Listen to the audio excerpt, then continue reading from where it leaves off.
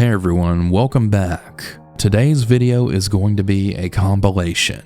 I know, a lot of you don't like them, but I've been putting out new stories and content every single week, and it's been a while since I've done one of these, so I felt like it was okay, and these usually bring in a lot new viewers as well. All that being said, I hope you all enjoyed this one, and if you want to send in your own scary story, you can send it at southerncannibal.com. Also, because there's so many stories, I don't really know if there's any essay stories in here, so I guess if you want to just avoid it just to be safe, that might not be a bad idea. All that being said though, let's get into the stories. And remember to always stay hungry.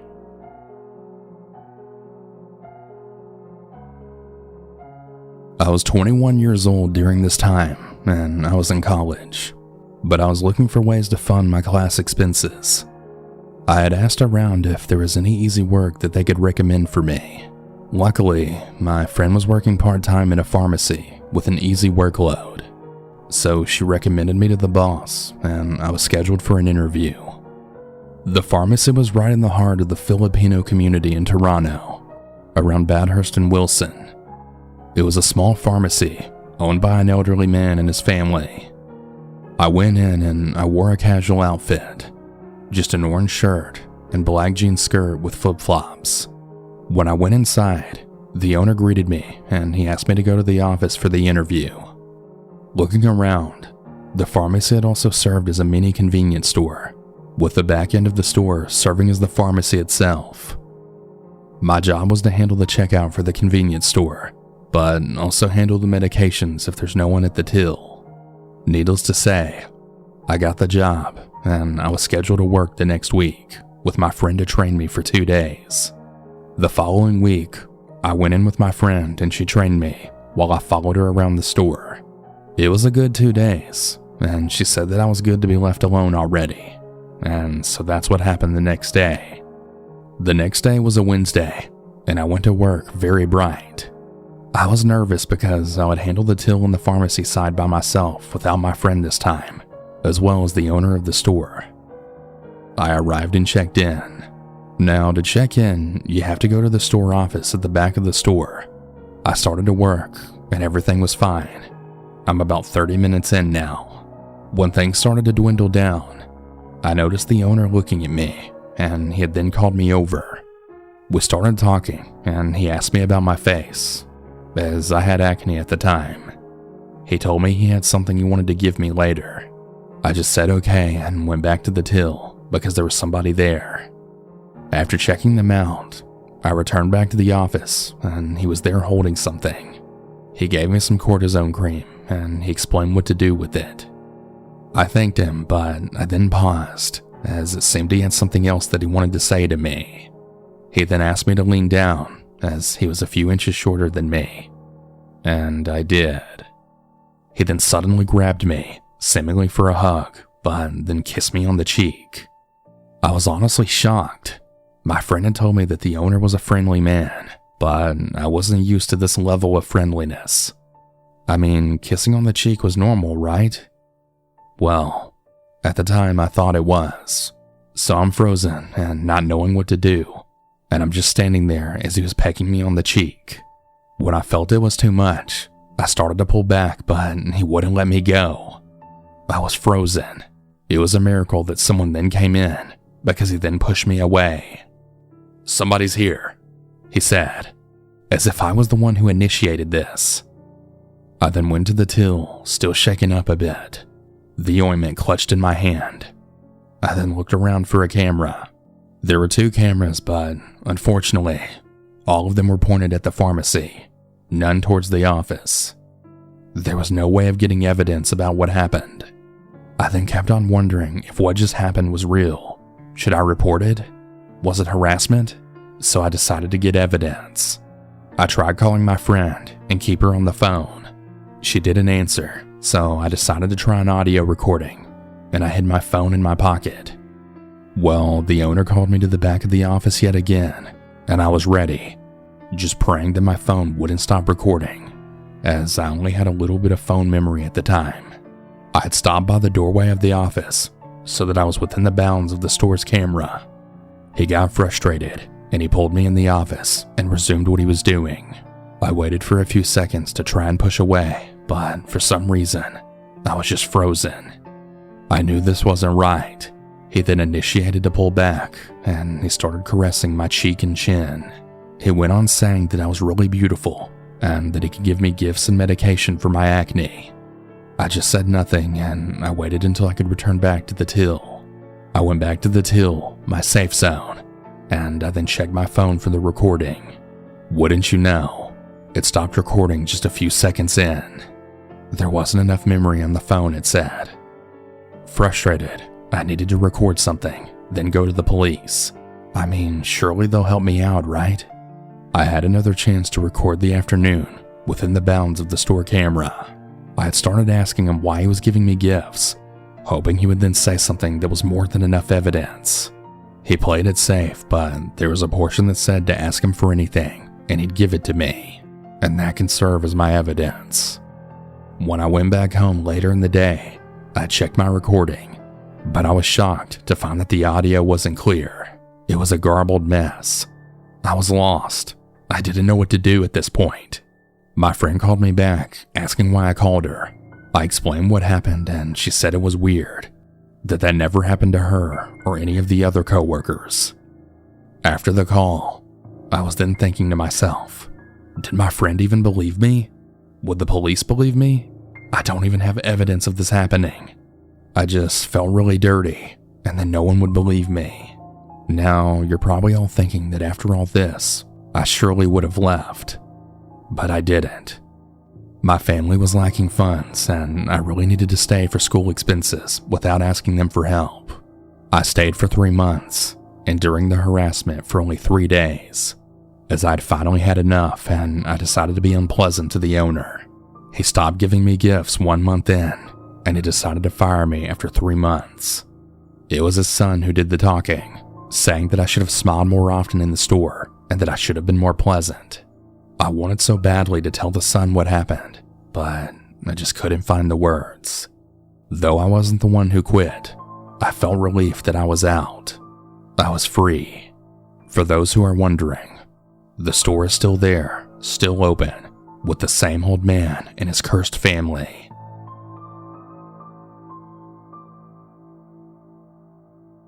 My name is Suri, and I'm 17 years old. I always went with my mom to help her do her grocery shopping, and we usually always went to our local Walmart, and still do to this day. During the beginning of 2020, every place always created some sort of social distancing system to try and reduce the chances of spreading COVID. My local Walmart did this by closing one side of the store's entrance and keeping the other side open. The entrance and exit's automatic doors were separated by cones and police tape. One day, my mom, older brother, and baby brother and I all went together to shop. After I helped my mom with the groceries, she'd let me go off to wander around. She wasn't really worried since I was 14 at the time, and for the most part, I could take care of myself. I had worked for some money, and I wanted to buy some incense sticks, so I went to where they were, grabbed a few that I liked, and I then met up with my mom and brothers. While we were waiting in line to pay for our stuff, my baby brother started to whine and became impatient. My mom then gave my older brother her car keys, and she told him to go wait in the car for us. Also during this time, I had extreme social anxiety, and when my mom's groceries were almost done being scanned, I had started to become nervous. I asked her if she could pay for my stuff for me, but she said no, as she wanted me to learn to talk to people and start being more social. While she was paying, I began to notice the feeling of being watched, as I'm also a really paranoid person. I turned around and I saw a tall white old man that wore worn down worker clothes. This seemed to haven't been washed, as his shirt had many stains on it. He had a mask that was white, and it was also circular with yellow straps, kinda like what painters wear, which I assumed as he also had white paint on his jeans. He had thin gray hair on the sides of his head and slicked hair that was placed over his bald spot. His face was really oily and dirty. I looked away as he gave me a weird smile that made me feel creeped out. My mom then told me that she was going to the car and she'd wait for me there, as my baby brother cried a lot whenever he was away from my mom. I said okay, and I nervously handed my stuff to the cashier. I had accidentally gave her too much money, as my anxiety made me panic. She handed me my receipt, and I started to walk quickly to the doors to leave. Before I could hand my receipt to a Walmart employee to look at it, I heard a voice close behind me then say, "Oh, don't worry. I saw her pay. She didn't steal anything." I turned to look up, and it was the same man from before, now behind me. He looked me up and down and then laughed. The old lady with the receipt laughed too, and I awkwardly chuckled. I realized at that moment that he was so quick with paying for his own stuff that he was able to catch up with me. The lady handed back my receipt, and I quickly walked out the doors. I paused and I looked out into the parking lot, as I always have trouble trying to remember where my mom parks her car. Well, as I'm standing there, I hear his voice yet again. "Hey, you know they're making a social distance for the coronavirus, right?" I turned to look at him in shock, as I then began thinking to myself why he persisted to follow me so fast and why the hell he wanted to make conversation with me. I didn't know what to do, so I just replied back with, "Yeah, I know," very quietly. I then turned back to the parking lot, and I saw my mom pulling up to the front of the entrance walkway. I walk quickly to her car, and the man follows behind me until he then finally goes into a complete different direction when he saw me going towards my mom. My mom then asked me what the man was telling me, and she told me to tell her before he can run away. I told her he was talking to me about the whole social distancing thing, and nothing bad, but he was following me and really creeping me out. I then looked over to the man who was still in the parking lot, and he was now staring at me while I was explaining to my mom what had happened. And look, I know it's gonna sound cliche as hell, but he then entered a white van that had a ladder strapped to the top of it. Nothing else ended up happening, and it was really just a creepy and bizarre encounter at the end of the day. But it really made me hyper aware of my surroundings even more. This happened during August of 2021, and I was 16. This time, however, it was only me and my mom. Whenever it's just the two of us, we tend to go look at the women's clothing section to see if there's any nice clothes. During this particular day, I was lazy and I was dressed in sweats and an oversized t-shirt, and I had a messy bun at the time. I had already found some really nice clothes that I liked. I tried them on and I placed them in our shopping cart. My mom had some clothes that she wanted to try on as well, so I waited for her with our cart. For a little context, the dressing room is like a big cube with white walls, and the middle of it has a walkway where the doors to the rooms are located at. Outside of the walls, there's more clothes hung up. I was waiting on the left side of the wall and had rested my arms on the cart while looking down at my phone, going through my Instagram. For my peripheral vision, I had saw some shoes walking past me, but I didn't really think too much about it at first, until I noticed them walking past me back and forth a few more times. Being a paranoid person even till now, I knew something was up. I looked to the direction of the person, and I noticed that they seemed to look around my age, or maybe a little older. It was a redhead with glasses. It's gonna sound weird, but I pretended I was taking a selfie, but I'd actually took a photo of him just in case he did anything. I think he had noticed, as he then went to where I couldn't see him anymore. I thought that that was it, and that was the end of it, and I just went back to my phone. I then felt like I was being stared at again, literally like a minute later, and I knew it was him. I looked up and he was sort of hiding behind a rack of clothing, as if I wasn't going to see him there. Seeing that was a first. It really scared the hell out of me. I grabbed the handle of my shopping cart, and I had pulled it to the right side of the dressing room wall to put some distance between us. And as I did so, I heard quick footsteps from behind me. This made me tense as I prepared for the worst, but I had then heard his footsteps stop and slow down as he saw me, and then only moved a few feet and not walk away. I then went to the door where my mom was dressing in to ask if she was almost done. She said yes, and while I was in the doorway, I saw him walk past yet again, and he was staring in my direction the entire time. I didn't see him again after that until I was with my mom after she was done, and I was telling her about what happened while we were walking out of the clothing area. And speak of the devil, I then see him again walking towards my direction, now with someone else right beside him. They looked like his older brother, and he was actually shopping, compared to his much creepier sibling. As I walked past him, I had a look of shock, and he gave me the most spine-chilling smile I'd ever seen.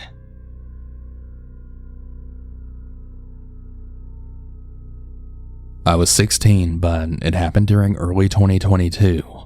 I was only with my mom again, and we were walking out of an aisle, and we had accidentally bumped into a tall black man that was trying to enter the one we were exiting. We apologized, and he said to not worry, and we were continuing to turn to the next aisle. As we did so, he then asks, "How you ladies doing today?" I turned back to look at him because it sounded as if it was directed towards us. And it was, because he was staring right at me and my mom. "We're doing just fine," I said, kinda confused as to why he would even talk to us like that when our backs were turned away from him, and we didn't even know this guy. I kind of had a gut feeling that he was a major creep, and I was right, as he kept following us for like 3 more aisles. I then spoke to my mom in Spanish, telling her that he keeps following us, and she responded back saying that she noticed too. I was so done and frustrated having to deal with so many creepers before in that same Walmart. I then turned around and just glared at him angrily, and it seemed to work, as we didn't see him again after that. So yeah, that's my 3 stories of my creepy encounters at Walmart. Hopefully I won't have to send in any more.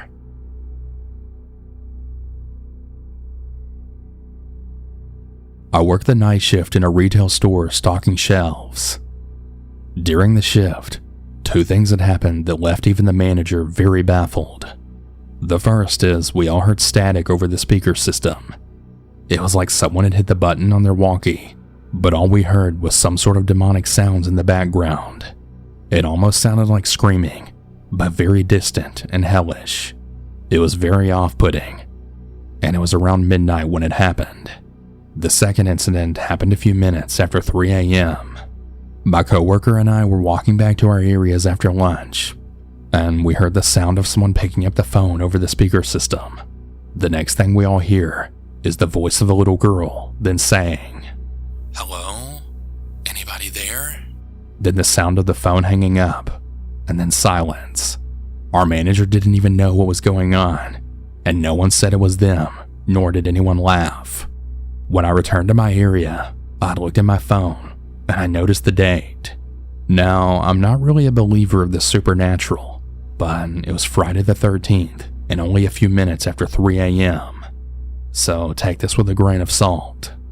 I never truly believed that it was a weird day before, but I do now. There's been no explanation as to what happened with either of these events. If there was actually a kid stuck in the store that night, I hope they're okay.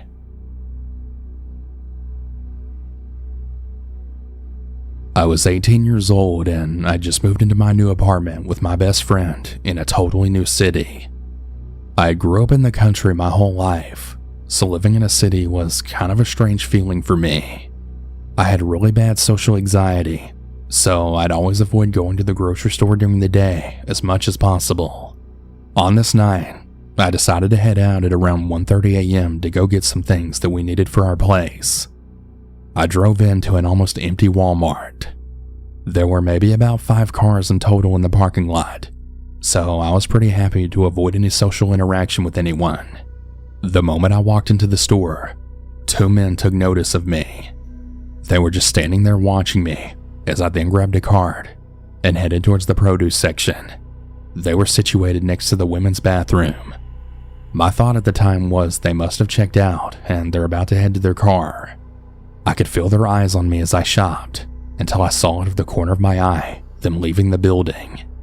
I sighed with relief. My biggest fear at the time was that they'd aggressively try to ask me for my number or harass me throughout the store. They just had that vibe to them. I purposely took a little longer than usual shopping for my items. I just wanted to make sure that they were actually long gone before I left the store. I just had a feeling. I checked out, and at this point, I was probably one of the only customers in the store. The moment I exited the store, I had noticed I had a car right next to mine that wasn't there before. It was an Oldsmobile Cutlass Supreme.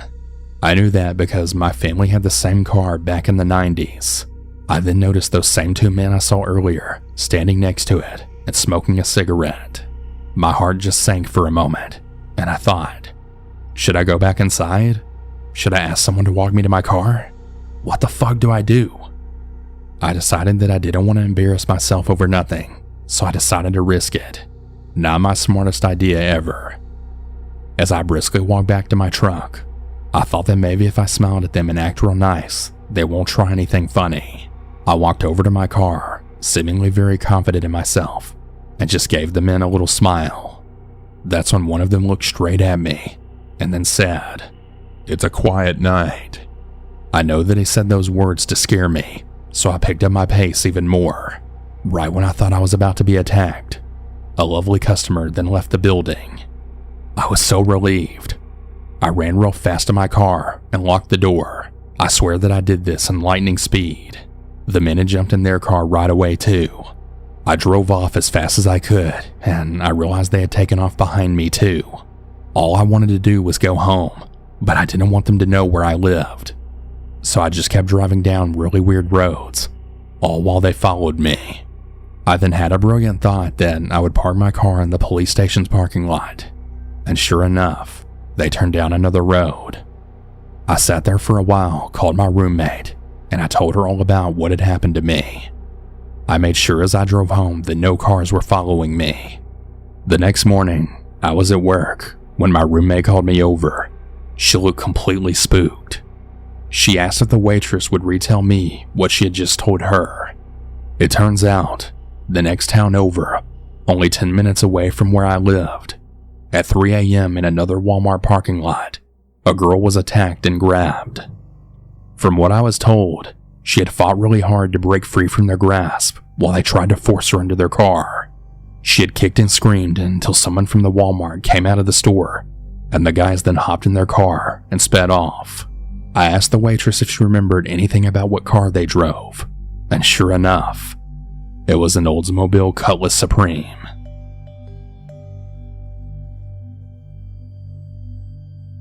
A few weeks ago, I drove to my local Target to do my favorite hobby, buy shit I don't need. The area this Target is located in has always been pretty safe, but just a little before this incident, there was a car robbery in the same shopping center parking lot. Someone was held at gunpoint and then forced to hand over their car, but the guy who stole it was caught, and no one was injured. Anyways, the parking lot was fairly empty, which was pretty uncommon for it being a Friday afternoon. As I pulled into the parking spot right outside the store, just a few spots away, I saw a bald man dressed in a black hoodie and jeans then approach two women probably in their mid-30s as they were packing their groceries into their car. I thought this was a little suspicious, so I kept my eyes on them as I then turned off my car and placed my keys in my bag. They were probably chatting for about 10 seconds until the man reached out and grabbed one of the lady's arms. She quickly pulled away and both women then got in their car. As they started to back up, the man moved to the side and looked over at me. As soon as we made eye contact, all I could think was, oh fuck. I'm an 18-year-old female and I barely have the strength of a small hamster. Therefore, if the man tried anything with me, I would have a very difficult time fighting back. The man was momentarily blocked from my view as the car with the two ladies backed out of the space and then drove away. As soon as I broke brief eye contact, I grabbed my phone from my cup holder and pretended to look busy. Not even 2 seconds after opening my phone, there was a loud bang on my window. I quickly looked up, and I was then met with the man's face not even 5 inches away from my driver's side window. I just stared at him like a deer in the headlights, not knowing what to do.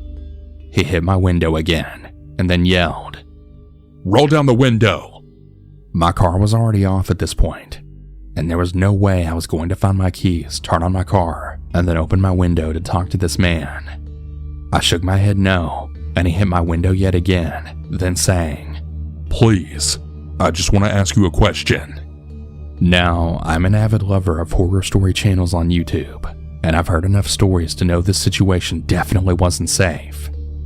I instinctively blurted out no to him, as he stared at me through the glass with a hateful gaze. Then, out of frustration, he smacked my window a few more times, and then yelled, "Well, whatever then, you fucking bitch!"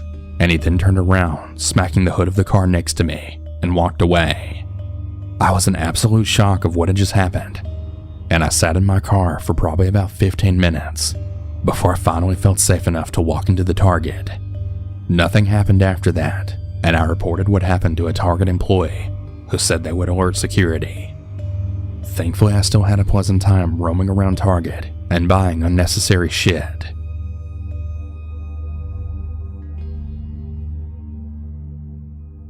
This didn't happen directly to me, but from my father's experience.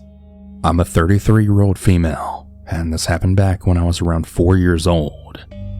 My parents had taken my 2-year-old sister and me to our local Target because my mom wanted to get us some new swimming suits for the summertime. As my mom took my sister and me into the fitting room, my dad had waited for us in the kids' clothing section. He then noticed a man from my father's guess around mid to late 20s standing by himself near the girls' swimming suit section. The man was hunched over in a very awkward position. It was then that my dad realized that this man was fucking masturbating while holding on to some of the swimsuits on the racks. My dad then said that he immediately felt angered and outraged at this. He thought right away of his daughters and wife that were in the fitting rooms, no more than a few feet away from this sick fucking man. And, well, his protective instincts then took over. He marched right up to the man, and he then shouted at him that he's a disgusting piece of shit. The man looked startled and actually fell down, now completely exposed. Another shopper saw what was happening and alerted a store associate. The police were called, and the man was arrested. Not the scariest story, I know, but it just goes to show you how very real these sort of predators are. I'm really thankful my dad was there, and that me and my sister weren't the ones running into this demented sicko. Parents, this goes without saying, but always be vigilant around your children. Predators and pedophiles are always looking for their opportunity to take advantage of a child who's left unguarded. You can never be too careful when it comes to the safety of your child.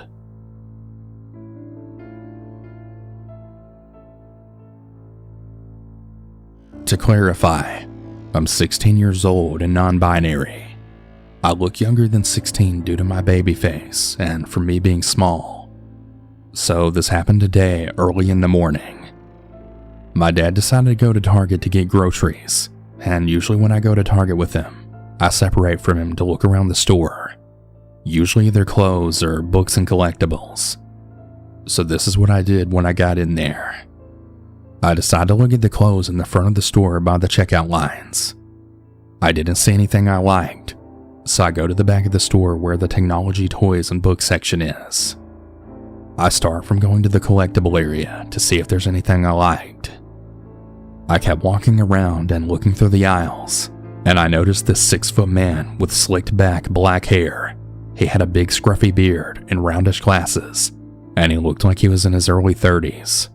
He was wearing an AM/PM work shirt, which I thought was a bit weird, but I just ignored it since it was early in the morning, and I thought that maybe he had to work after this. I noticed after a bit that he would randomly pop up to wherever I was, and it was kinda weird, but I didn't think too much into it. After a bit of time of me looking around, I decided to go walk around the kids' toy section to see if he was following me, and to my horror, I realized he was, since I'd walk through the aisles, and he would just always pop up right in front of me or to the side of me. I'm also very awkward, and I really don't like confrontation at all, and so I try to avoid social interaction most of the time. I walk through the middle aisle and stop, and then the same guy who's been following me stopped as well, and he then said to me, "You look cute. Why don't you do a photo shoot with me for $250? I had frozen up and I started fidgeting. I don't know. Maybe, I said to try and make him go away, but he just kept on persisting and saying different prices to make me say yes.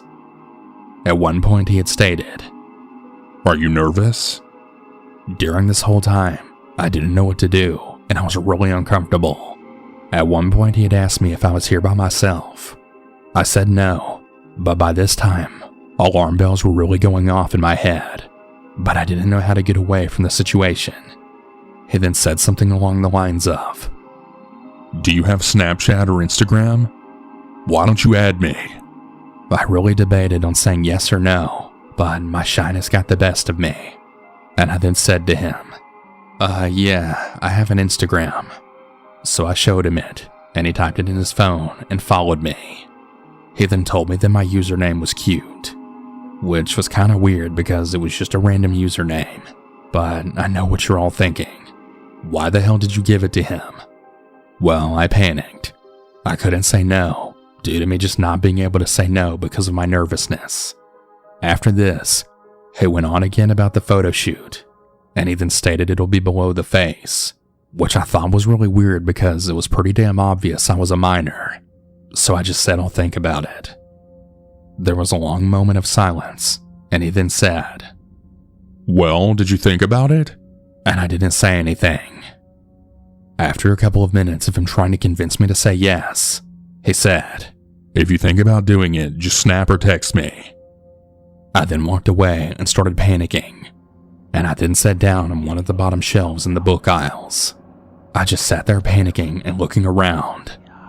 I saw my dad, and I walked over to him since he was done getting everything. I didn't tell him what happened due to being scared of what he might say to me. When we checked out, I thought it was really weird that when we went to the checkout lines, the man was nowhere to be seen at this point, which was really weird to me. We left shortly after, and I decided to block him since. This is where the story ends. If the man ever sees this, I hope we don't meet again.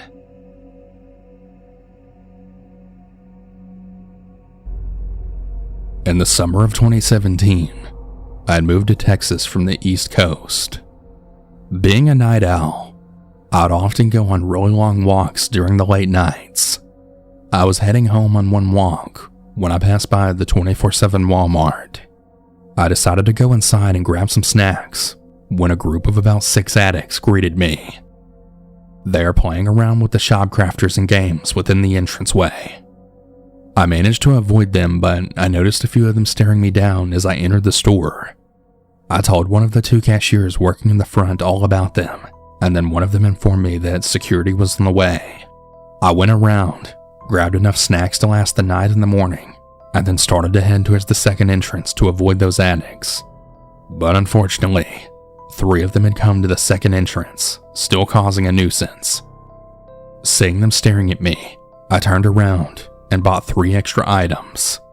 A backpack to carry my food and other items, a baseball bat, and finally, a flashlight for a reason I'll disclose in a little bit. Anyway, I'm trying to walk out of the store, baseball in hand slung over my shoulder. There were 2 girls and 1 guy.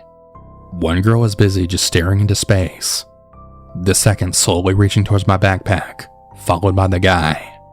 I take my bat and basically stab it into the girl's chest, making her cry in pain and double back. The guy rushes at me until I then raise my bat, prepared to swing at him.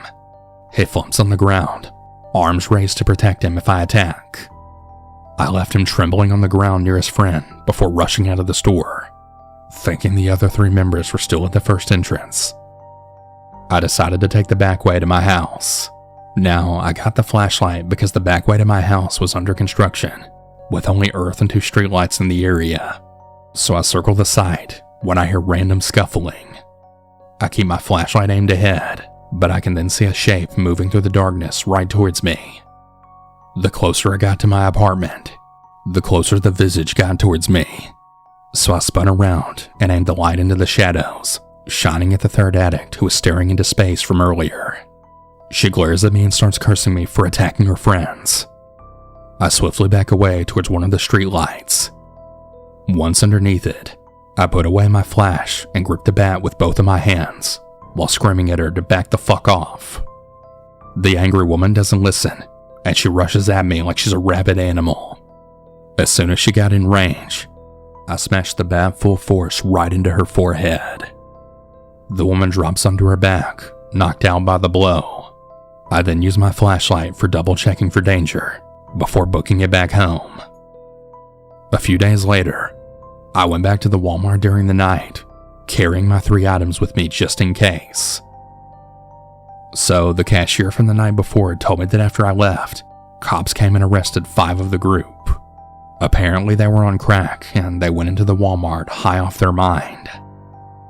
The thing that really bugs me to this day is the girl that I knocked out seemingly wasn't caught. So what the hell happened with her?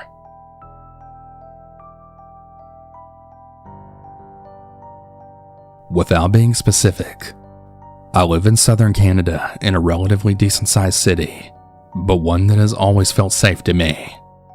I mean, it is Canada, right?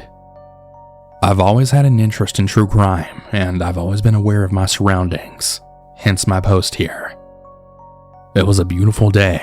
Winter was coming to an end, and as a last-minute decision, I decided I needed a hair product that I could only get at my local Walmart. Me being 20, I drove myself, and I parked my car and got out, walking towards the Walmart. As I'm walking, I hear a man out of nowhere calling, "Ma'am! Hey ma'am!" It's a man in his 50s to 60s with glasses. He then approaches me, asking how I like my car, because his son was thinking about getting the same one. Fair enough, but not really, as I drive a common Ford car. I answer him, and he then pinches my coat as someone pulls out of their spot. He goes on to tell me how I should always be locking my doors from the inside before I get out, because someone got some of their stuff stolen, and that I have to be safe as a girl, blah blah blah. He grabbed my coat again and continued about the story. I was being polite, and I thought that maybe he was just a too friendly old man. My parents did raise me to be polite. I was just looking forward to making it into the store.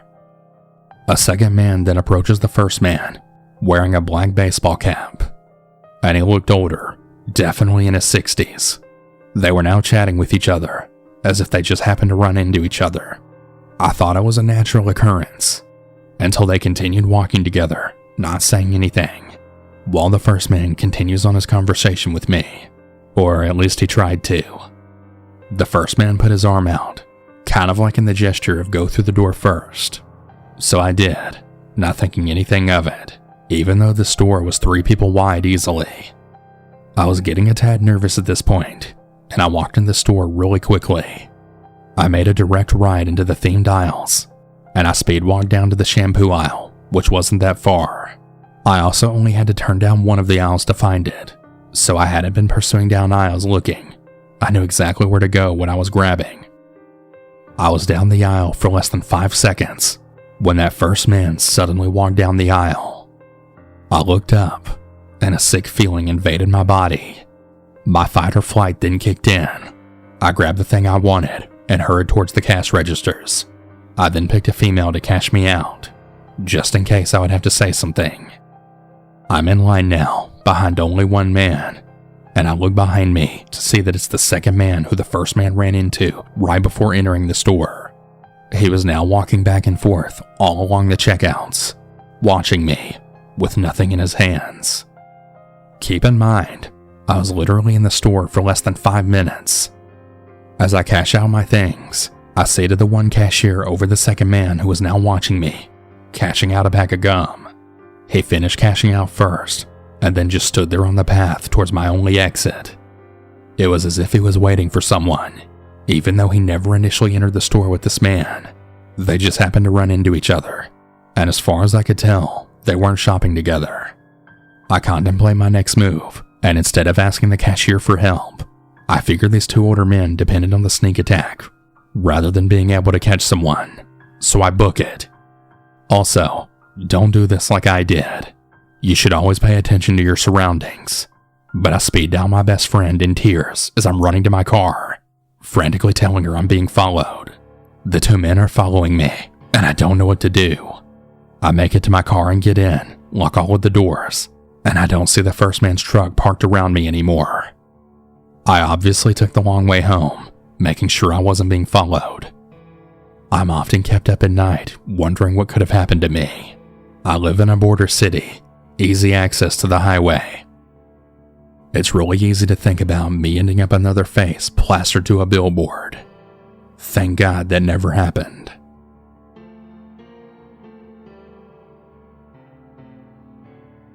I was a manager at a Target and had a really horrible experience with a customer one time. I always found the situation very strange. For the most part, customers are very pleasant and not all that bad in comparison to some other places. I have worked with the public my entire adult life, and people can be absolutely horrible sometimes, but they were a little bit better at Target. In the few years that I've worked there, I never once had to call security or physically escort someone off the premises. I only once ever had to call the police on someone, and I would actually make the case that he was only a target to creep on girls, so I'm not even sure that really counts. But anyway, I digress.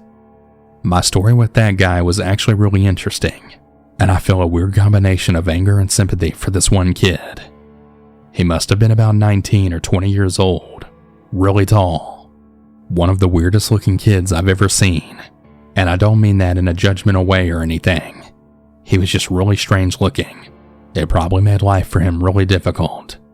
So I can at least understand where he was coming from when he did what he did. Absolutely doesn't justify it or anything, but I can understand him at least, if that makes sense. Anyways, it all started on a usual afternoon. I'd just gotten off the phone with corporate, and if you're wondering, yeah, it's always a nightmare. I was looking forward to doing some inventory checks and whatnot. The store had been awfully busy that week. I had a customer who wanted to speak with me. I went out to talk with her, and she told me about an employee who had been inappropriate with her. I guess one of our people was helping her decide on clothes and was standing a little too close to the dressing room door. Honestly, she struck me as a drama queen. I kinda just brushed it off, and I told her we'd look into it and make sure our employees don't do anything like that again. But when you're a manager, you hear complaints like that all the time, and a good chunk of them are from people who just want a free item or discount or something. I got another complaint that day from another customer. This one made me a little more intrigued. It was from someone who looked like she came from a wealthy home, probably not looking for a handout here. She said that one of our employees had filled her up while she was looking at clothes. Now, that set off some alarm bells, because that meant that one of my workers was physically creeping on customers on the job. I told her I would look into it, and I called the meeting before everyone went home. I explained the situation, and I said that whoever was responsible to come into my office and have a chat with me, that I would go easy on them if they admitted to doing it without forcing me to look into it. My personal philosophy is that people know when they do wrong, and they just want an opportunity to right their wrongs. So I tried to give it to them, but everyone went home. No one admitted anything, and that was when it was on. We couldn't look at the security camera footage in the area because all of this had been going on near the dressing rooms. The closest security camera we have is on the outside rack of the clothes, but it doesn't give us very much indication of just what's going on near the dressing rooms. I asked one of my favorite employees to try and keep an eye on that area over there, and he told me he would. 2 days went by, and he didn't see anything. I didn't get any more complaints either. Very strange. Of course, it wasn't very long before we had another complaint. I then asked the woman what the employee looked like. She forgot the name on the tag, but she told me that it was a tall, skinny guy with weird-looking glasses. And right off the bat, I knew it wasn't anyone on my team. We didn't have a skinny guy with glasses.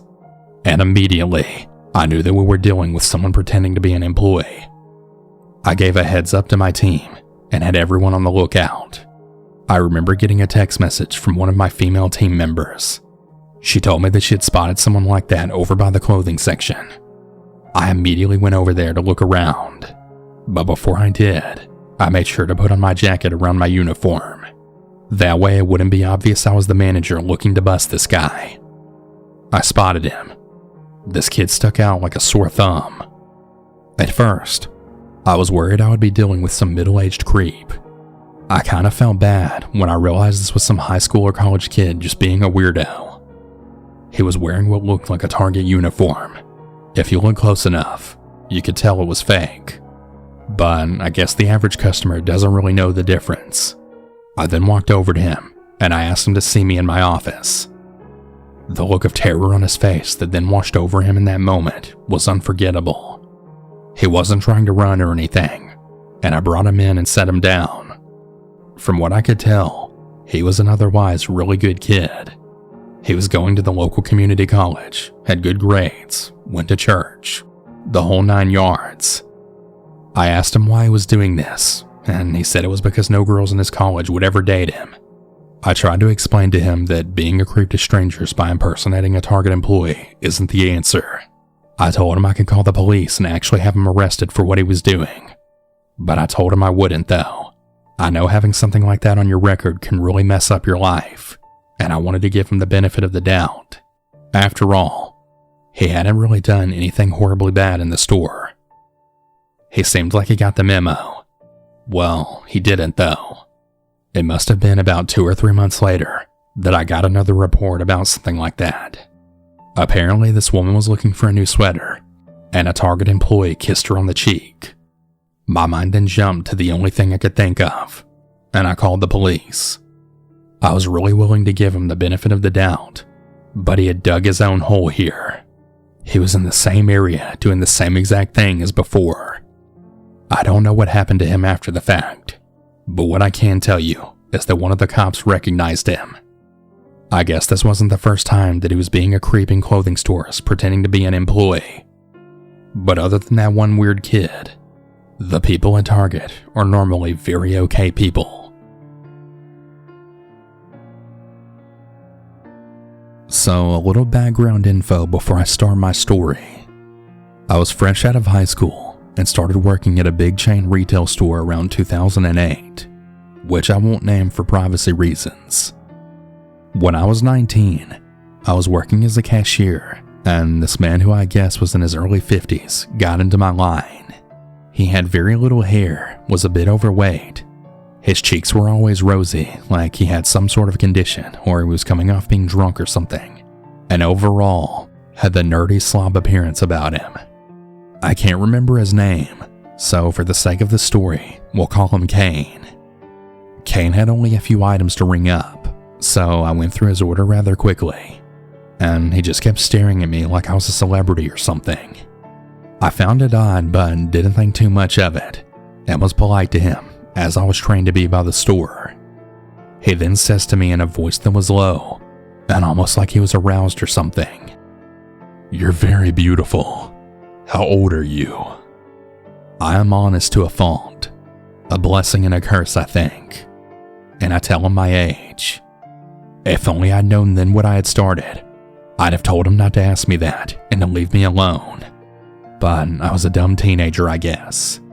He asked me for my number, but I declined, saying I don't have my phone on me, and that I only gave out my number if I had my parents okay, or if it was an extreme emergency. He insisted, but I still refused. He left my line only when a lady came up behind him with a cart, and he told me to think it over.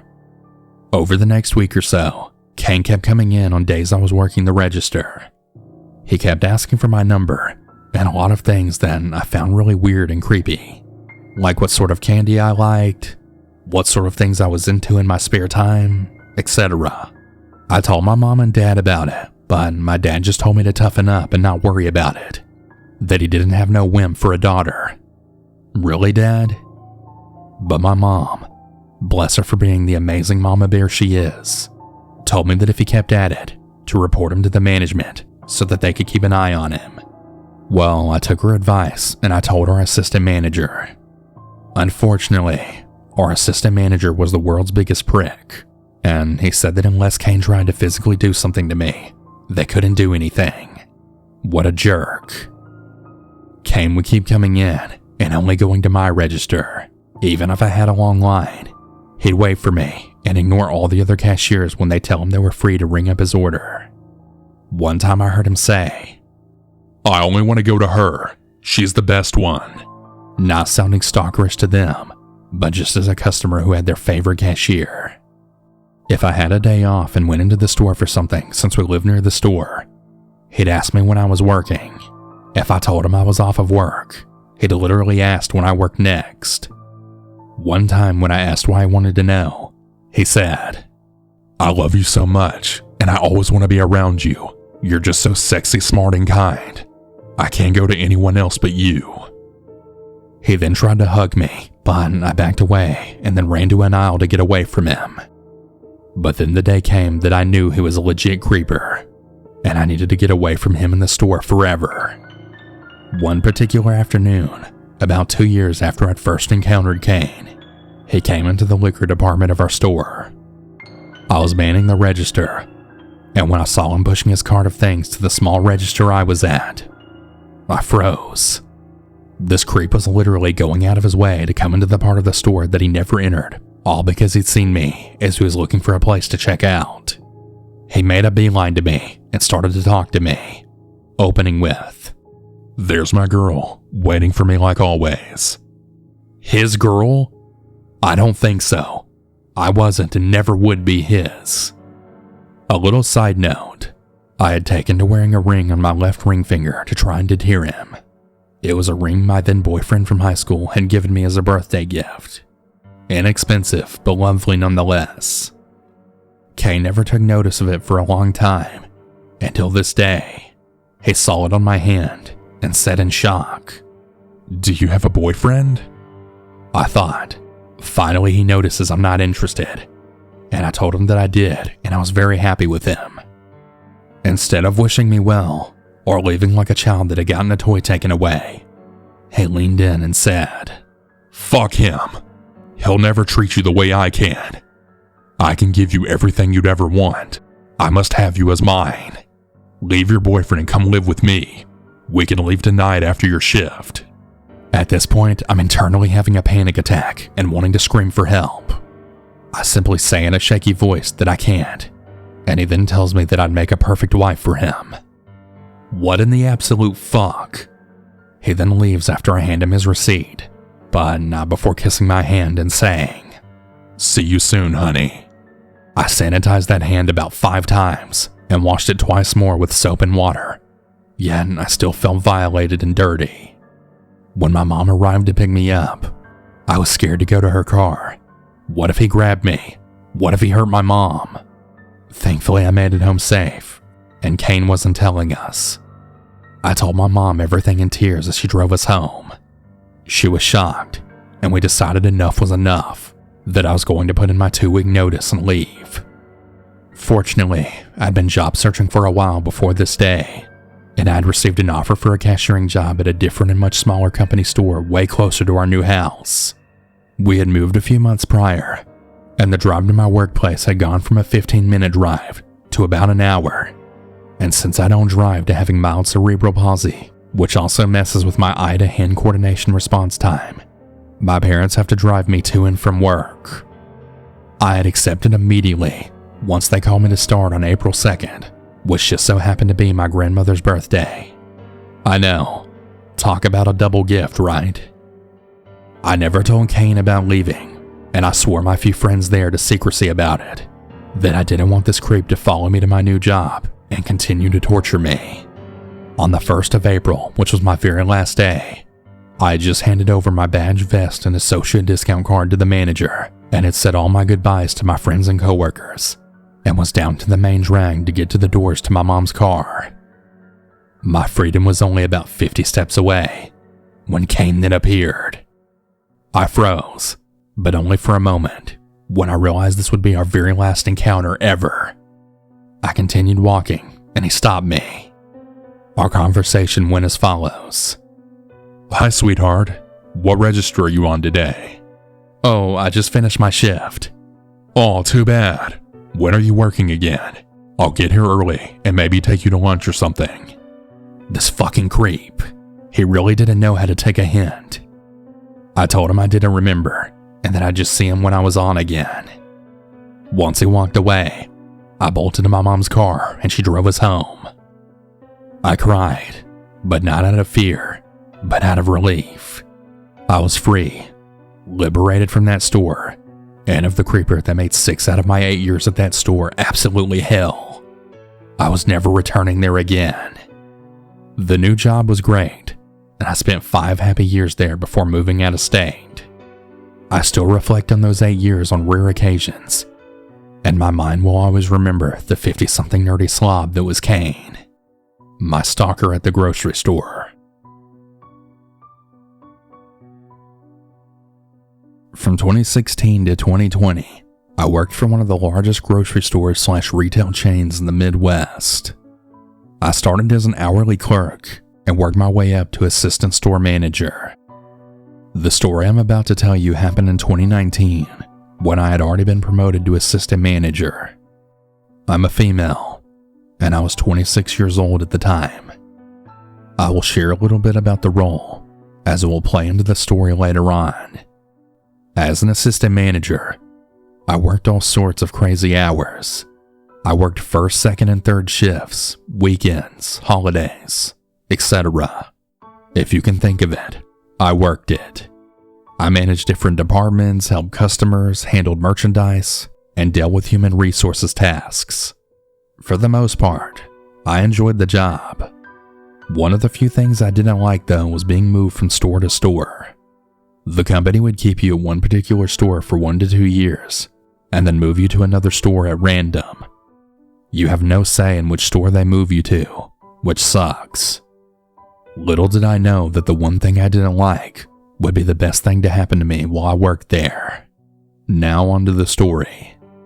In the summer of 2018, I was moved from a very nice store to help manage a somewhat ghetto store in my city. Around that same time, I found out I was pregnant with my first child. It was a double whammy to say the least. Half of the customers at this store were awful. I had rotten seafood thrown in my face because I wouldn't do a refund. One of my front-end clerks was robbed at gunpoint, and I saw a customer poop on the floor, and much more. These are all stories for another time, though. Despite these adventurous events, the worst of my time at the store started when my pregnant belly began to show. It was early January 2019, and I was around 30 weeks pregnant. I remember I was stocking produce when a man in his 50s or 60s then approached me, asking for help. He had a gray beard, was overweight, he wore grungy clothes, and his hair was greasy. When I turned around to greet him, he immediately noticed my belly and then said, "Wow, you're pregnant." Me being friendly, I told him, "Yeah, I'm having a little girl, and I'm very excited about it." "Well, congratulations," he said. After that short exchange, I helped him find his items, and he was on his way. I interact with so many customers that I just put it out of my mind. A couple of days later, I was closing the store when I saw that same man yet again. He approached me, and he asked me how I was doing. I said I was doing well, just tired, and that I was ready to get off my feet. That's when he started to ask me questions about myself. Like where I lived, how old I was, where I graduated high school and college, etc. I answered everything honestly until he asked me which hospital I would be delivering at. For some reason, that question was odd to me. What 50-year-old man asks that? It then dawned on me that I shouldn't have answered all of his personal questions. I excused myself from the customer, telling him I had to get back to work and to have a nice night. After that second encounter, I noticed that he would come to the store every day, but that he would only approach me at night when the store was pretty much empty. He would only have a couple of items in his cart. I tried to avoid him the best I could, but if he decided to ask for help, I couldn't turn away a customer. The next encounter I had with him was downright disgusting. When I was walking him down an aisle to find the item he was requesting, he said, "You're having a girl, right?" "Yes, I am," I said. "Well, your husband must have shot deep in order to get you a girl," he said. I stopped dead in my tracks, flabbergasted. I just stared at the man because no words could form in my mind. He then filled the silence by saying, "Well, thanks for helping me. Have a great night," and walked away. I should have told my manager and the associates, but I let it go. For the next few weeks, I would see the man but walk in the opposite direction or go into the back room where the grocery stock was held. The man caught on that I was avoiding him, so he started going to the front desk to ask for me directly for help. If the front desk called me saying that a customer needed me, I would describe the man to them. If it was him, I would tell the front desk I was busy and to handle his needs. I was very uncomfortable to say the least. By this point it was February, and I was due next month. I was thankfully able to avoid interacting with the man, even though I knew he was watching me. At least I avoided speaking to him. The last time I interacted with him was the worst, and I was beyond scared. It was just like the first time that I interacted with him. I was in the produce department, back turned, and he said, "Hey, excuse me." I turned around with a smile, but that quickly faded when I saw who it was. He said, "You've been avoiding me." "No, sir. We've just been busy the last few weeks. How can I help you?" I said. He looked me up and down, and I kid you not, he said, "Do you think your husband will still want you after you have the baby? Do you think you'll lose all that baby fat?" In my mind, I was just like, dude, what the fuck? The customer then said, "You know, I can take care of you and your baby girl." At that point, I had enough. I was once again speechless, but I was able to walk away this time. I went into the management office and I called my husband, who of course was like, what the fuck, and furious. I went home early because I was so upset. So, remember at the beginning of this story, when I shared that the company likes to move you to different stores? Well, shortly after that encounter, due to medical reasons, I was induced early and had my daughter. After my maternity leave was over in May, I was transferred to a much nicer store with normal customers. I never had an encounter like that again with a customer, and thankfully, I never saw that man again. In March 2020, I got a new job with another organization, and I've been there since. To that creepy 50-year-old man who stalked me, followed me, and harassed me during my pregnancy, I hope you never do that to anyone else again, pregnant or not. If you're a woman, please speak up if anyone makes you feel uncomfortable. I really wish I would have. Stay safe, everyone, especially if you work in retail. There really are some crazies out there.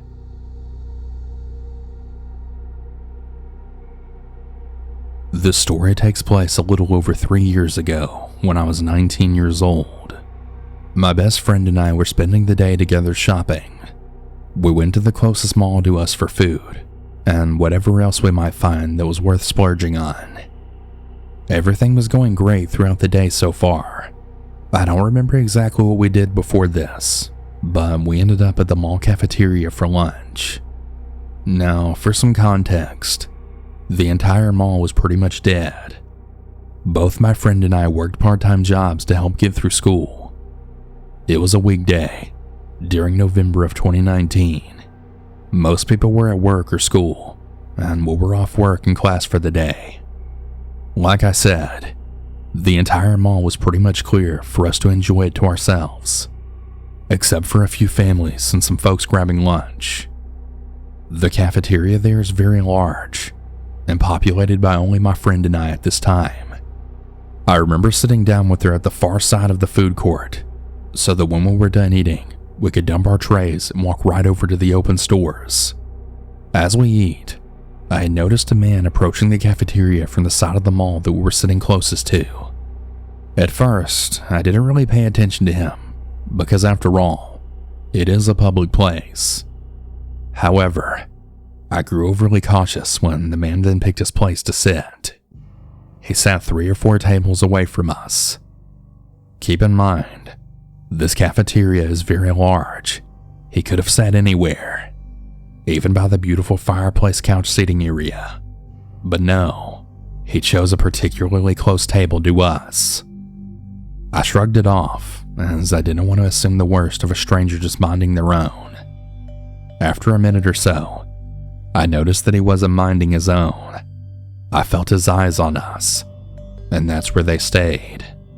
I tried not to look over too much, but his gaze was like fire in my body. 7 to 10 minutes went by without the creepy eyes leaving my body. I didn't mention anything to my friend right away because the man was within hearing distance.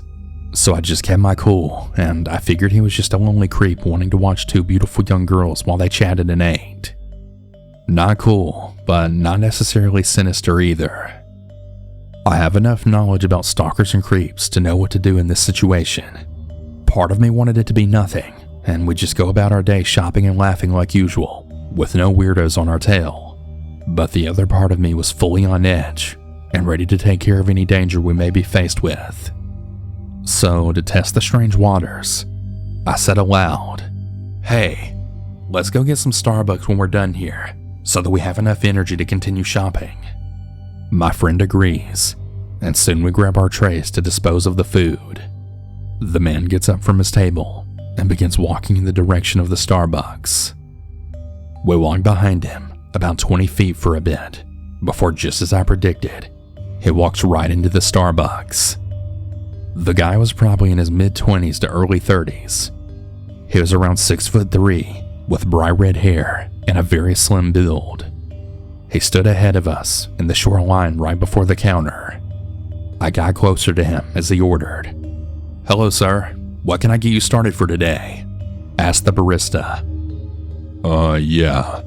Just give me that," he said in a low tone, pointing towards the first sweet treat he saw in the desserts case. Clearly spending no time thinking about his order, the barista grabbed the cake and finished the transaction. Then he just left. I was relieved to no longer see him even after we ordered and made our way to the next few stores.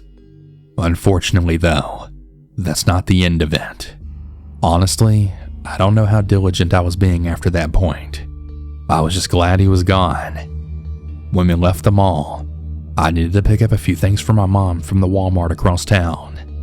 When we arrived there, I started on my list to begin the hunt for the items that my mom needed. We eventually find ourselves in the kids' toy aisle. I was grabbing a few things for my niece for Christmas. I remember leaving my friend in the aisle while I went to explore the next one over for more options. As soon as I rounded the corner, my heart stopped. There stood the guy from the mall, casually pretending to look at little girl toys.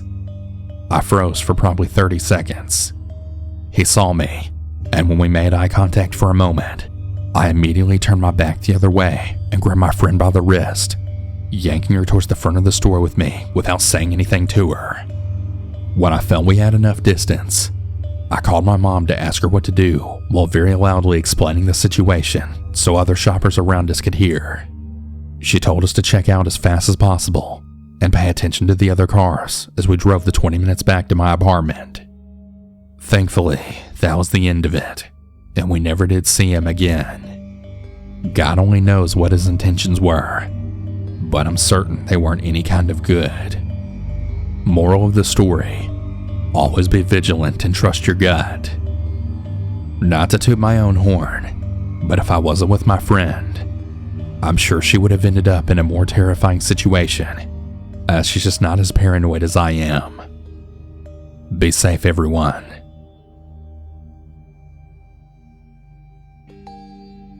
Having been recently divorced with 2 kids of elementary age, I decided to move halfway across the country to be closer to my family. I quickly landed a job as a manager of a retail store that mostly catered to factory workers, firefighters, policemen, and city employees. The store was located in a plaza, and at about 5 o'clock, all of the shops and breakfast diners were closed, and my store was the only store open until 6 p.m., so it was deserted. It wasn't so bad during the summer, but in the winter months when it would get dark by 6 o'clock, it could get a little creepy. I'm not the type of person that scares easily. I'm always aware of my surroundings, and I've always been very athletic. Most of the time I close by myself. I became familiar with many of the regular customers that worked for the city. Everyone was very polite and friendly. I did make one good friend who worked as a supervisor for the city. He would often bring his employees in for boots or uniforms that the city would supply for them every 6 months. There were also times where I couldn't leave the store for lunch, so he would offer to bring me a burger and we would sit and talk for a bit. Many times he would drop by after 5 on his way home, or he would call. One day, about 15 minutes before closing, a man walked in the store. He was very tall and solidly built, and sat down. I remembered seeing him earlier standing across the street as I had walked to get something out of my SUV. He just watched me as I went back into the store. I started to ask him what kind of boots he was looking for, and the conversation quickly took a turn. He started saying some very strange things that made me very uncomfortable, telling me how lonely he was and how bad he needed to be held and that he wanted a hug. He said that if I gave him a hug, he'd feel so much better, but I didn't acknowledge it. I knew I was in trouble. I thought if I ran towards the back door and didn't make it, no one would hear me scream. To get to the front door, I had to get past him, but he was big. When he was talking, he had a grin. I think he was trying to smile. So I started to think, I need to keep him talking, because I knew he was getting ready to make a move. So with one hand under the counter, I slowly took the phone off the cradle and hit a number on the store phone that would automatically call the last number that was called. It happened to be my friend who was on his way home. He heard a very weird conversation but couldn't really make out the man's voice or everything that was being said. But he got a really bad feeling and he automatically popped a U-turn and headed for the store. At this point, I'd been trying to calmly keep the conversation going for about 15 minutes, but it seemed like everything was just going in slow motion. I absolutely knew if I told him that I needed to get out because I needed to close the store, that would have been a signal to get up and do whatever he was going to do, because then he would know that no one was coming to help me close. And by this time, the store definitely should have been closed. I was trying to change the conversation, but he kept telling me how lonely he was and looking towards the back of the store because it was where we kept the overstock, and I just knew he was putting a plan together. We both got very quiet, and he still had that stupid grin on his face, but his eyes were not friendly. I don't know why I felt calm, but definitely anticipating the worst. I can only describe it as a quiet before the storm. He then stood up, and he just looked at me. 10 seconds later, the door flies open, and walks in my friend, who's a little bit shorter, but also wider and muscular. He came and stood in front of the counter, then asking, "Why are y'all still open? Shouldn't you be closed by now?" He then looked at the man standing there, then telling him, "Sir, I think you need to go. The store's closed." The man got a huge grin on his face, looked at me, looked back at my friend, and never said a word. He stood there for about 5 seconds, turned around, and then finally walked out. I quickly locked the door, and my friend asked me what happened, when I then started to tell him everything that happened. And that's when the tears just started to flow. My babies were in the back of my mind, and I knew it was going to be a knockdown, drag-out fight. These things can happen quickly, and I think what actually saved me was that I assessed the situation. I did what I could do to get help and not panic. A physical confrontation was my last resort. Always trust your gut and stay alert.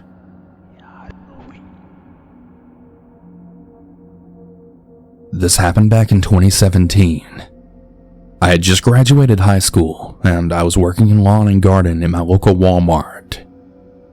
Now, I was freshly 18, but certainly not naive. I've always been a fairly paranoid person, and thank God that I am.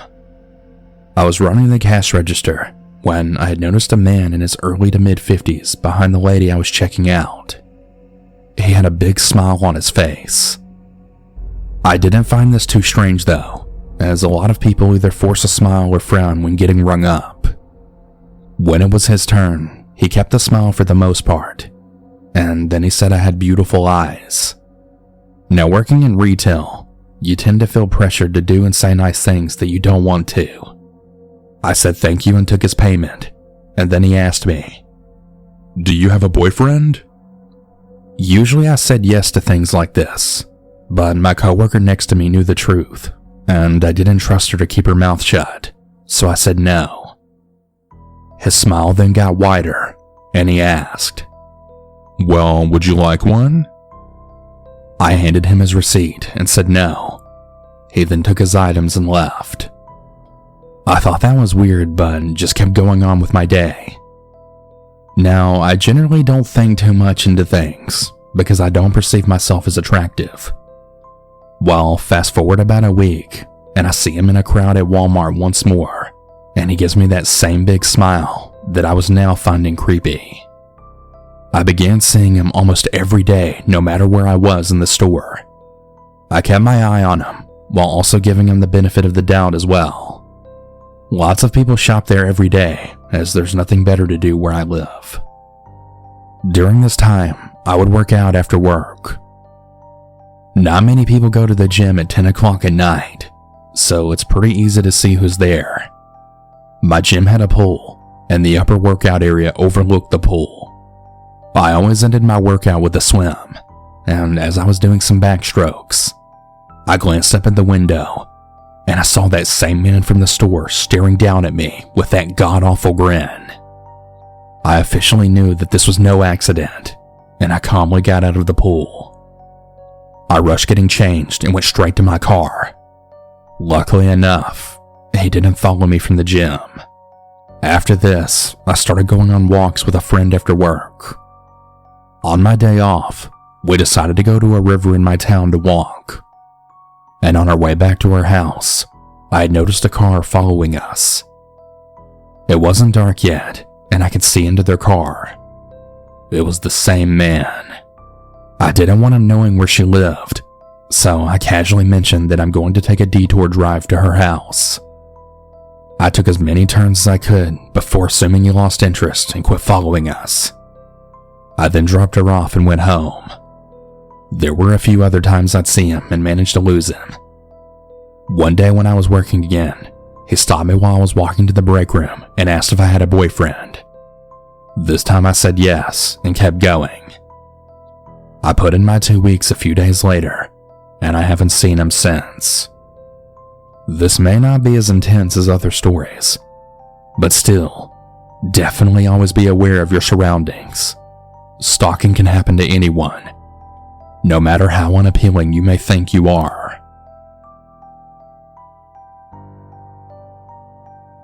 I was running a video store in a fairly sketchy part of Louisville, Kentucky. But there was a cop posted right outside our strip mall almost 24/7, so I felt fairly safe working the long late hours. However, I didn't live in the area, so I wasn't exactly street smart. I was working alone one afternoon. We hadn't been open very long. I was behind our large counter when a guy walks in wearing a hoodie with a hood over his head. Now, I may not be street smart, but I've watched enough true crime to know when someone comes into a store dressed like that in August with 100 degrees temperatures, they're up to no good. As I moved behind the counter where our aluminum baseball bat is located, he asked for a certain movie. It's in alphabetical order in the drama section, I say, while pointing to the area. I could see a flash of frustration on his face. A few seconds later, he asked for another movie, without even going to the section for the first movie. It's in alphabetical order in the comedy section, like I said before. I say to him, letting him know there's no effing way I'm coming out from behind this counter. I should mention our office has automatic locks, and you need a code to enter to get into the way steps away from me. Hence the slight sarcasm in my response. Just then, this huge hulk of a man walks in. He was a regular. I greet him with a smile, while slightly nodding in would-be robber's direction. He nods, goes right over in the section that would-be robber was in. He looks would-be robber right in the face with a look of intimidation, scanning him up and down. Now, here's the scary part. Would-be robber goes to leave, scared and pissed that he didn't get me alone. He stops right at the door, looks me in the face, and then says, "I'll get you later," and leaves. The other guy just looks at me and says, "That guy was up to no good." I'm standing there like, "Yeah, you think?" realizing he didn't catch on to my cues at all. I excuse myself and run outside, but I didn't see the guy. So I ran to the cop's car nearby, and I gave him a description of the guy, and then looked into every store in the strip mall to make sure he wasn't trying to rob them as well. He got away, but I can never thank Forensic Files enough for teaching this small country town girl in a big city what can happen to women like me if I fell for his ploy. Fast forward 2 days. The closest store to me had their morning shift come in to find that their night shift staff were zip-tied in the office. They had been robbed at gunpoint at closing, and they were there overnight, tied up and terrified. I had tried warning everyone to be on alert on a conference call, but either I wasn't taken seriously, or the information wasn't shared with the entire staff. I was transferred to a store in my area shortly after. So yeah, that's the scariest thing to happen to me in a decade of retail management. Needless to say, when our stores finally closed down, I got out of retail for good. And I think I made the right choice.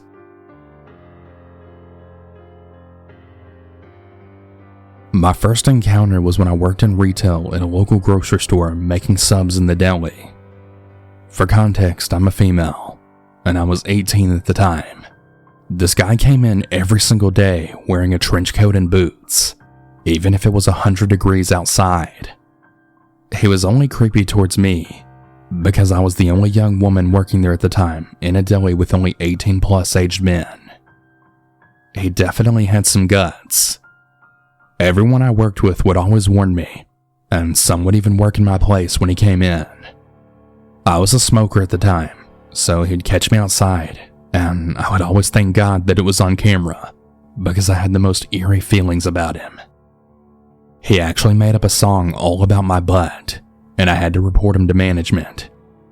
Thankfully, they felt the need to ban him from the store. I never found out his name, but now thinking back, I wish that I had asked. I wish that I had reported him to the police, because he's probably still out there being a stalker weirdo. Anyways, I used to work at Cinnabon in the Ocean County Mall in Toms River, New Jersey.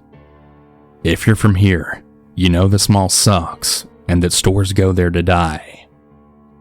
Anyhow, my manager had this store for quite some time, and he usually does well in the holiday season, so he keeps it. For context, this one happened when I was about 24, so I'm ridiculously nice, overly nice I think, and sometimes maybe even flirtatious without even knowing it.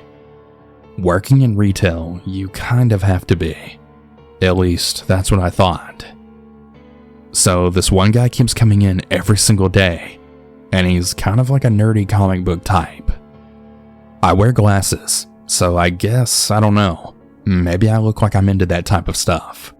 Anyways, he comes to get Cinnabons one night, going on and on about some comic book, and how he just came up with the best concept ever for a fire mask / hood, and he's going to try and sell it all over and get a patent for all this stuff. And I'm engaging because he's the customer. Well, my dad was also a fireman, so I was kind of interested in the fire mask concept, to be honest. He eventually leaves and all is fine. Well, he comes back for months and months on end, and I honestly didn't know what to do or say. I knew something felt weird about it, but I couldn't really pinpoint what exactly it was. He felt harmless, and maybe he just wanted to be friends. So my friend breaks down on the side of the road, and this guy was apparently an engineer of some type, and he helps him fix the car. All is good, and they're on their merry way. But now I felt like an obligation to be nice to this creep. So he keeps coming back, and he gets a Cinnabon and iced coffee, never leaving right away ever, always just staying to hang around. Looking back, my fiance would have probably kicked his ass if I told him, but maybe that's why I didn't say anything. I didn't want him to be mad or feel like he needed to do anything about it at the time. Like I said, I was kind of a rebellious woman. One night though, he asked me to go out to his car with him to look at the fire mask. And I said, yeah, sure, what the heck? What could this harmless person even do to me? I have this power trip thing where sometimes I feel like, I don't know, I'm invisible. As I'm getting ready to go outside, I turn to my coworker and say, if I'm not back in 5 minutes, call security. And if I'm not back in 10 minutes, call the cops. So I get out to his car, look at the fire mask, and all is fine. I walk back inside and I felt a sense of relief come over me. I felt like I had just been touched by an angel. To be completely honest with you, I don't know what this guy's intentions were, but I feel like he had second-guessed himself for some reason and decided not to do whatever he was going to. Flash forward like 2 years later, and I had a baby, so I took some time off work to focus. And when I returned, he realized really quickly, and he started coming back. He started coming during the day even, and asking about me. This is a family-owned business, so my mom works there, my aunt, my cousin, sister, brother, you name it. So, as I said earlier, I own a cleaning business, and I left some business cards on the register to get some people to take them and spread the word. Well, you guessed it. He got my business card. He found my phone number, email, and Facebook, literally everything. He started texting me telling me he has an awesome pool house and how he wanted me and all my friends to come by and play some poker and also have a drink and have a good time. We never did end up going, and I really don't know what would have happened if we did. I'm honestly afraid that he knows where I live now because of my business card. I hope I don't see him again though, even if he didn't do anything malicious. He was still kind of weird with the way he did and went about things. Sometimes I feel like I'm crazy about the whole situation, and maybe I was just being too paranoid. Maybe he really was just an oddball with no real bad intentions, but I don't know. I'm still gonna keep a guard up just to be safe.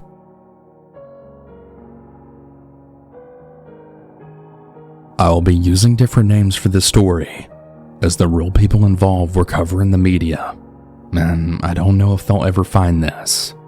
But here goes. This is the story of how one thing at my first ever job indirectly gave me anxiety, traumatized me, and also shattered my innocent view of the world. Before this happened, I thought that I was safe and that nobody I cared about would ever get hurt over stupid shit. How stupid and naive I was. At my first ever job out of high school, I worked for a big chain retail store. Ours was a 24-hour superstore that never closed. To give a brief layout of the store that'll help with the rest of the story later, the grocery part of the store with registers 1 to 5, and 4 of the 8 self-checkout registers was on the left.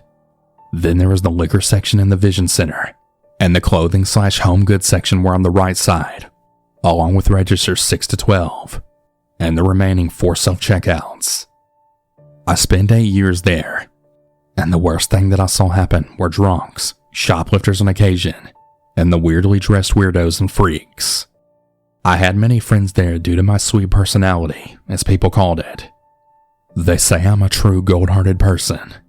I really don't see it, but if they say it, I'll let them believe it. I had a really good friend there who I'll call Cher. That's not her real name because she suffered enough as is, so I'm using this alias instead. I really beg all of you to be respectful and try and understand why I'm using aliases. That'll become apparent in a bit. She was in her 50s and blonde, bubbly, but still very work-oriented. She was a regular mama bear towards me and many of the little honeys, as she liked to call us newer hires. I loved her to pieces, and I would often see her outside of work as well. Our family lived on a lake, so we'd often go boating and see Cher and her family swimming at a sandbar about 5 miles from her house. We'd wave to them from the boat, and often swim in the lake water with her grandkids, as well as her sweet dog, Biscotti. I really treasure those memories, because it would be some of the last time Cher and I would ever see each other. There was another cashier I worked with often, Jessie. She was tall, thin, around her early 30s, with pale brown hair and brown eyes. She had a soft, sweet voice and demeanor that made her seem angelic. Oh, if only people could see the real her, the true self she hid from the world. Maybe then this terrible thing would have never happened. About a week prior, I was having lunch in the back with Jessie, and she had asked me out of the blue, "What do you think of Cher?" I looked up from the chicken fried rice that I'd just gotten from the deli department, and after swallowing my mouthful, I said, She's pretty cool. I really like her. Why?" Jessie's face screwed up into one that looked like something akin to anger or disdain, before she simply replied, "I hate her. I wish she were dead." I was shocked. Every time I was with Cher or took over for her breaks, she was very sweet and kind to me, not deserving of death at all. I told Jessie not to say such things and that nobody deserves death. She then gave me a sickly sweet smile, got up, then patted my head, saying, "You're too cute and innocent. Never lose that, even if the world turns on you." As she walked away, I watched her go. My insides were cold, and I felt nauseous. I told the managers about what Jessie had said, but they told me she was only joking. Oh, how I wish she had been. How I fucking wish. On August 14th, 2013, I remember the day it happened because it'll forever be burned in my memory. I was on a bus trip with my mom, my grandma, and my other grandma and my aunt. We were all riding on the bus heading back home from up north where the trip had been, when my mom gets a text on her phone from my uncle, her youngest brother. It read, "Hey, is Dusk with you?" Confused, my mom replied back with, "Yeah, she is. Why? What's going on?" My uncle replies back 10 seconds later with, "No reason. Never mind." What the fuck? I asked my mom what my uncle had said, and she handed me the phone. I looked at the conversation and showed it to Graham. She told me to call my uncle to get the reasoning, but then my aunt chimed in, and she said that we'd get answers once we got home. When we arrived at the pickup spot, my uncle was waiting to take me, Gran, and Mom back to Gran's house where our car was, while my auntie was taking Graham home. When we met up with my uncle, he told us someone had shot a cashier at my store. I was shocked, along with my mom and Gran. I then asked my uncle who did it, but he was very vague about it. When we arrived at Gran's house, Mom and Gran sat in the garage to have a drink together and talk about random things. I went into the house to watch some TV. While doing some channel surfing, I then saw a news report on the shooting. And what I saw and heard shocked me to my core. There was a mugshot of Jessie, and the victim was Cher. I screamed. I screamed so loud that my mom and Gran came running to see if I was okay. I was stunned. Jessie had said Cher deserved to die. Had she actually accomplished what she said? I was stunned. I'd been right. For months, Jessie had been giving Cher dirty looks and saying random things like, "She should be dead. Why is she still here? And if nobody will do it, then I should." And the days that followed, I was pretty messed up. I barely ate, sleep was nearly non-existent, and I felt numb to everything. Many of my coworkers were dealing badly with it too, so our manager brought in a grief counselor to try and help us sort through everything. I went 3 days after the shooting, and I told the counselor through tears that I felt guilty for not doing more to perhaps protect Cher. He told me that I was just experiencing survivor's guilt, or something like that. I really can't remember everything he told me. On April 23rd, 2015, Jessie was sentenced to 30 years for attempted first-degree murder.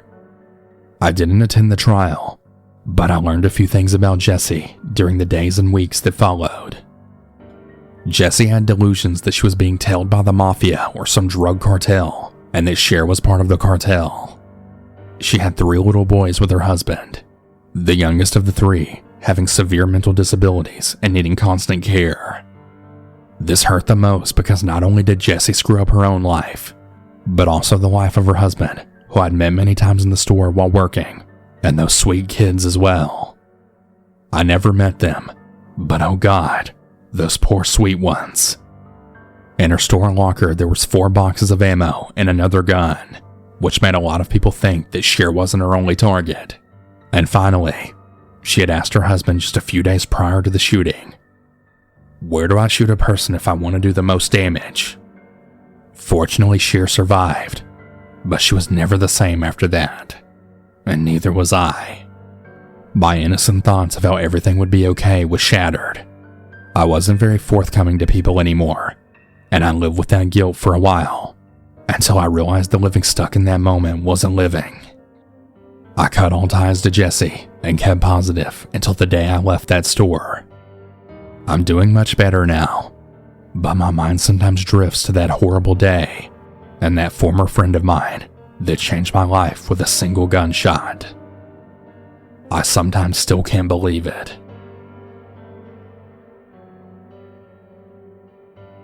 I was working in my first ever job in retail. I was around 20 years old. It was a busy morning, around 9 a.m., and somewhere mid-December, hence why I was so busy. I was working the checkouts as per usual, scanning items, ringing up customers, and all that jazz. About an hour into my shift, I was serving an elderly man who had bought a handful of items. After giving him a subtotal, another guy behind him, smelling of booze, had stretched out, handing me cash. I kindly told him that I wasn't serving him. I was serving the man in front of him. Then I looked down and I saw that he was buying some cheap knockoff branded Baileys, some booze, and of course, I figured out this guy was wasted. Just as I was taking payment from the elderly man, I was planning in my head how I was going to tell the next guy that I can't sell alcohol to him, as he's already drunk. And this was my first job, and I had never really encountered anything like this before. So I finished serving, and now on to the drunk guy. I had looked around in hopes to find another colleague or my manager, but not one in sight was available to help. So I looked at the man, and just before I opened my mouth, I felt what felt like someone grabbed a fistful of my hair and then something sharp poking me in the back. And of course, a man whispered in my ear, which I also smelled alcohol on his breath. "Hey, serve my mate." He then pushes, which I'm assuming was a knife, harder into my back. "Now!" In complete shock, I said nothing, just scanned the bottle, took the cash, and they were gone. I quickly then turned around to my colleague working the checkouts behind me, but all they did was look at me and asked if I was okay, completely unaware of what just happened. Then I went for my break. I see my manager pass by, so I rush over to him to tell him what just happened. All he did was laugh at me because he thought I was joking, but then criticized me for selling alcohol to someone under the influence. Whatever that sharp object was that was in my back cut me. Before my break, I could feel blood running down my back, and it was sore. But of course you didn't see the blood, as my uniform was black. I screamed. "It's true though, it happened." I turned around and lifted my hair, as I have very long hair. "Why don't you lift up my shirt or get one of the female workers to do it? I'm telling you, this guy fucking sliced me." But the manager just responded back with, "Ugh, no, I don't want to see you lift up your shirt." Then just walked away, staring at his phone. Well, I didn't return to finish my shift. I snuck out of the store, took a taxi, and went home. My mom cleaned up my back and dressed it. She then called my work the next morning to tell them I won't be returning, as the manager's incompetence to take action when I could have almost been stabbed over a fucking bottle.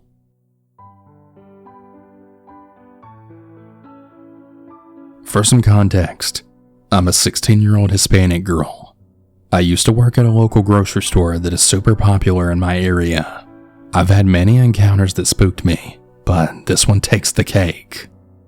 I was working my 5 p.m. to 10 p.m. shift, which I enjoy since during the night hours it tends to be quiet.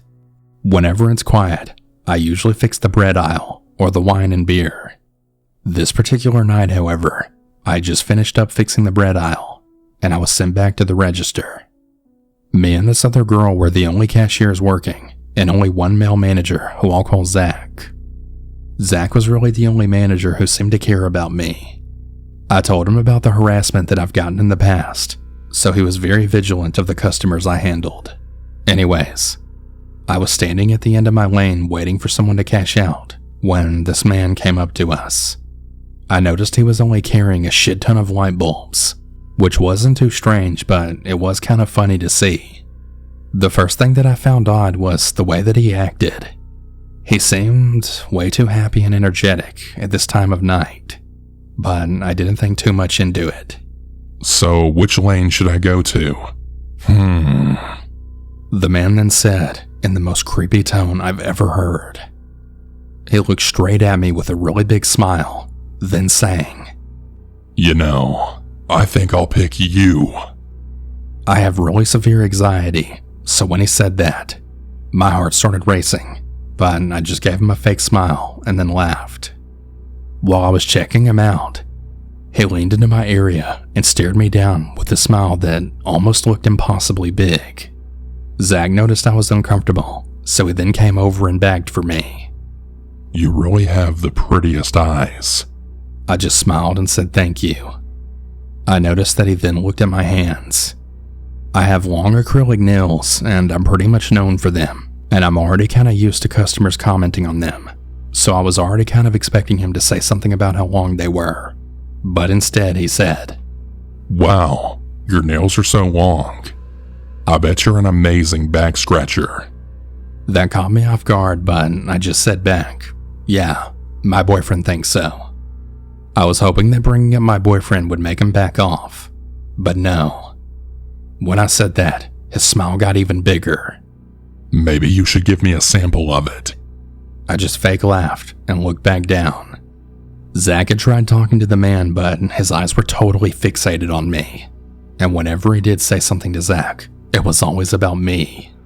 My anxiety was getting so bad, I could feel a panic attack coming, which is really common for me, but my attacks are so severe to the point where I actually stopped breathing. I knew I had to calm myself down really quickly, so I shot Zach a glance of help, but he didn't look at me.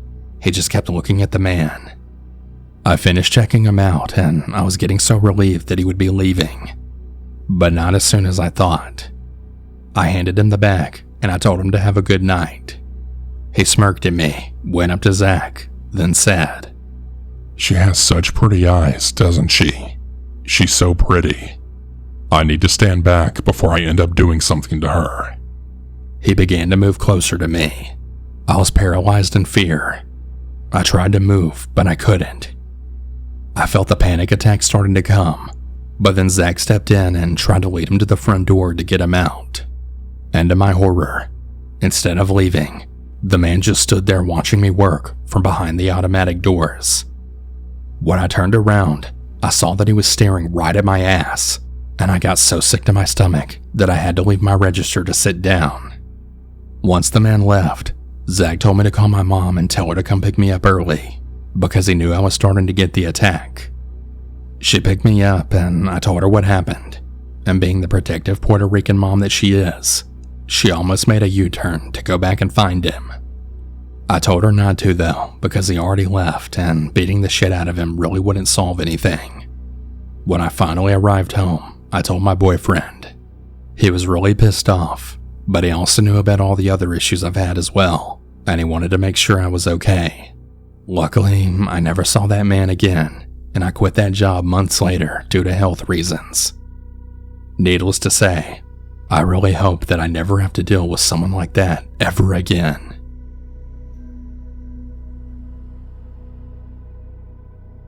Back in the 90s, I worked for a big box hardware store. This was long before the Me Too movement. That sort of work environment was very testosterone-filled. Even the managers were like this. Sexual harassment was just really common, and the coworkers thought nothing of it. I worked for this company for 10 years.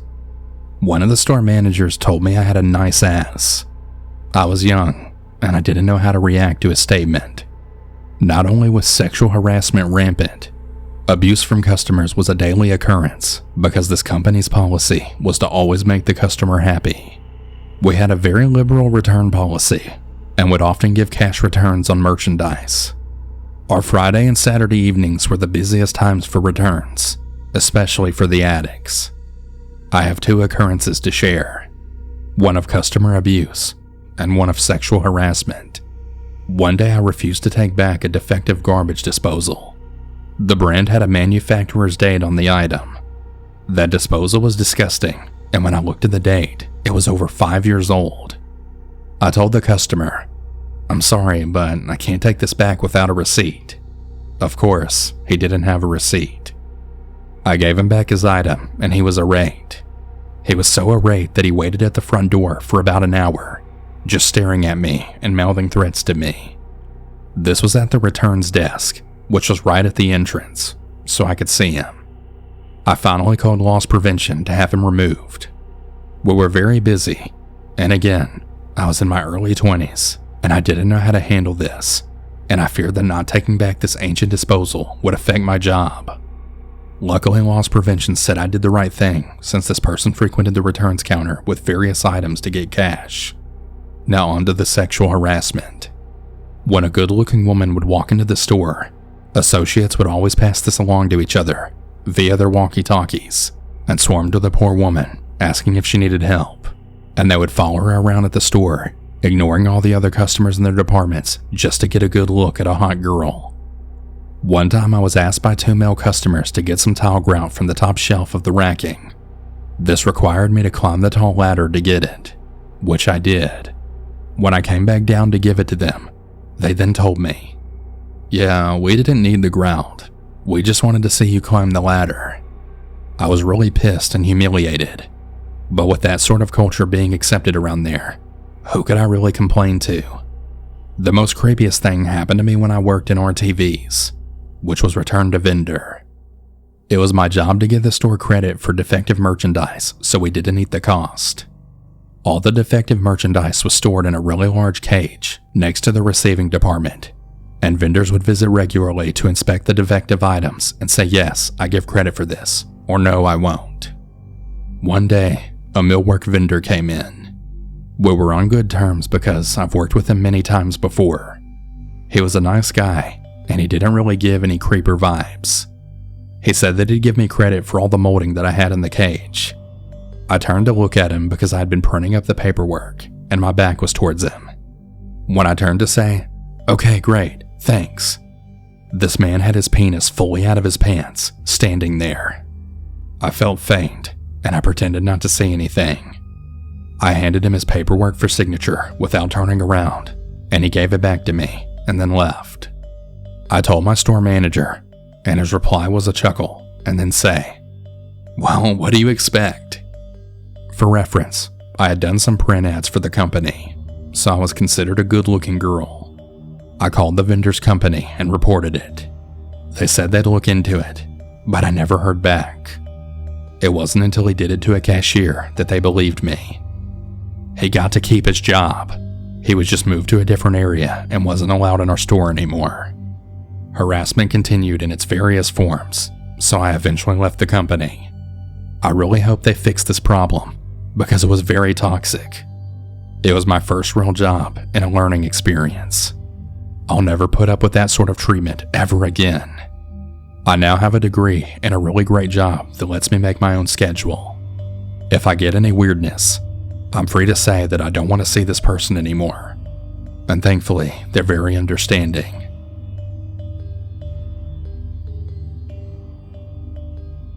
I work at a retail store that sells parts, feed, and the like. On a slow night, the store manager and I were closing, but it was pretty slow, so he let me go home early. I absolutely jumped at this opportunity as I have 2 jobs that are extremely physically demanding, and I'm always tired. It's also important for you to know that I've been borrowing my brother's car, and this car has many electrical issues. I'll get into that in a moment. My drive home is about 45 minutes, and it's on one of those country roads that you may have heard songs about. Sure, they're great, but there's no street lights. And don't even get me started on the quality of asphalt either. So I'm in this little Kia, which all the gauges and speedometer needles jump around on the dash, depending on the humidity and temperature, and I have to manually keep track of how much gas is left in the tank by simply doing the math. The gauge can't be trusted.